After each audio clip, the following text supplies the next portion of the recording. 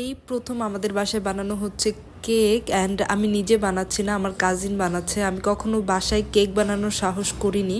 Phone almost রাত 11টা বাজে, সব আইটেম আমাদের বাসায় ছিলও না, কিছু সন্ধ্যার দিকে আমরা এনে প্রিপেয়ার করে রেখেছিলাম। কেকটা মূলত বানানো হবে 1 পাউন্ডের মতো করে, বা এর চেয়ে কিছু কম হতে পারে, এর জন্য 4টা ডিম দিয়ে দেওয়া হয়েছে। ও এর আগে 5টা কি 6টা কেক বানিয়েছে, আজকেরটা নিয়ে হয়তো বা 7টা কেক হবে। আমি ফার্স্টেই বলেছি আমাদের বাসায় এর আগে কখনোই কেক বানানো হয়নি, অর্থাৎ কেক বানানোর জন্য যে সকল অ্যাক্সেসরিজ প্রয়োজন এগুলো আমাদের বাসায় একদমই ছিল না। তাই চামচ দিয়ে মিক্সিংয়ের কাজটা করা হচ্ছিল। তো সামান্য পরিমাণ লবণ আর 1 কাপ পরিমাণ চিনি ব্যবহার করার পর এখন ব্যবহার করা হচ্ছে 1 কাপ পরিমাণ তেল।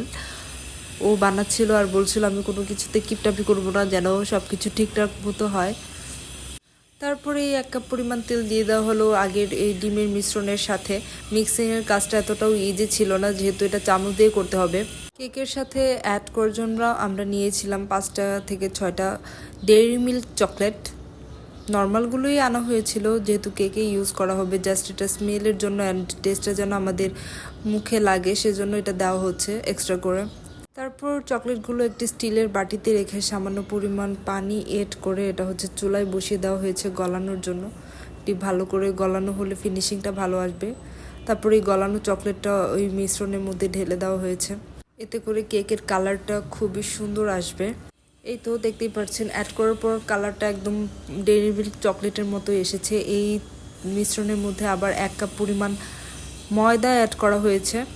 তখন মিশ্রণের কাজটা যেমনই হোক না কেন, এখন ময়দা অ্যাড করার পরে মিশ্রণের কাজটা আরও বেশি কঠিন হয়ে গিয়েছে, কারণ এটা নাড়ানোর মধ্যেই থাকতে হবে।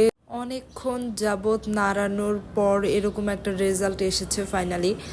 এরপর এতে দেওয়া হয়েছে 1 চামচ পরিমাণ বেকিং পাউডার। তখন 2টা চকলেট অবশিষ্ট ছিল, এগুলো আমরা আবার কেটে নিচ্ছি অল্প অল্প করে, এগুলো আবার উপর দিয়ে মিক্স করা হবে, কিন্তু এগুলো চুলায় দিয়ে গলানো হবে না, আস্তে আস্তে এইভাবে দেওয়া হবে। এই কেকটা তৈরির জন্য যেহেতু আমাদের বাসায় আগে থেকে কোনো প্রস্তুতি ছিল না, তাই নর্মালি এই পেপারগুলো ব্যবহার করা হয়েছে আমাদের কেক তৈরির জন্য।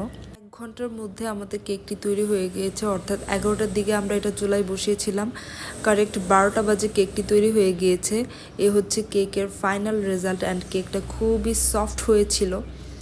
জানি না 12টার দিকে কার জন্মদিন ছিল, আমাদের বাসায় কারো বার্থডে ছিল না ওই দিন। কিন্তু যাই হোক, আপনাদের মধ্যে যারা ভিডিওটি দেখছেন তাদের যদি আজকে বার্থডে হয়ে থাকে তাহলে হ্যাপি বার্থডে টু ইউ।